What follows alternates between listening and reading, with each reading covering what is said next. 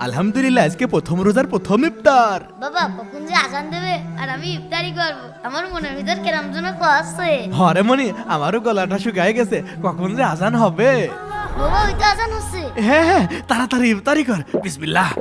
ওরে আল্লাহ, এ কি? আরে ওরে আল্লাহ, এ তো রক্ত। কি হলো বাবা?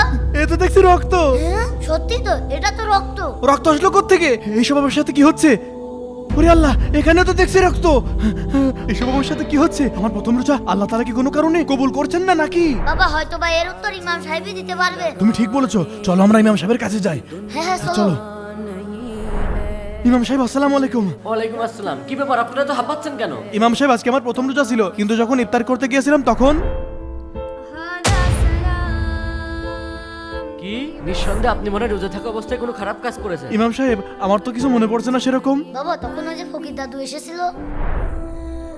ভিক্ষা চাইতে আসার সময় আর পান না। এনেন 5 টাকা ধরেন, ইফতারির 2 মিনিট আগে এসে ভিক্ষা ও চাইতে। বাবা দাঁড়াও, আবার কি হলো? আমি একজন মুসাফির, ইফতারের সময় হয়ে গেল, তুমি আমার একটু ইফতারির ব্যবস্থা করে দিবা? এখনই আজান হবে, আপনার জন্য এখন ইফতার রেডি করতে গেলে আমার হাতে সময় থাকবে? যান যান, ওই দিক দিয়ে ইফতারি করে নেন। আচ্ছা বাবা, রাগ করো না। অসহ্য।